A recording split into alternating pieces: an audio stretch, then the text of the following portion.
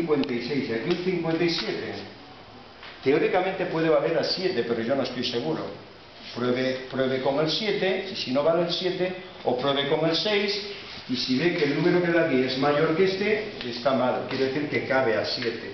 Luego puedes hacer dos cosas, probar con el 7 primero, y si no te vale el 7, con el 6, o al revés.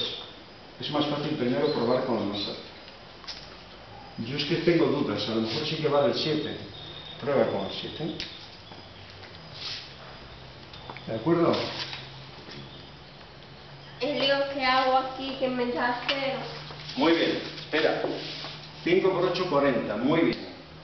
¿Sobran? No. Tienes mal la resta, Ana María. Porque sobran, que 19 le quito 19. Si a 195 tú le restas 190, aquí tiene que haber un 5. Además, de 0 a 5, 5. Aquí va un 5, Ana María. Ya está bien. ¿De acuerdo? Pero podía haber sido un 0, ¿eh? Entonces, Ana María, tapamos una cifra, y entonces nos queda que tenemos que dividir.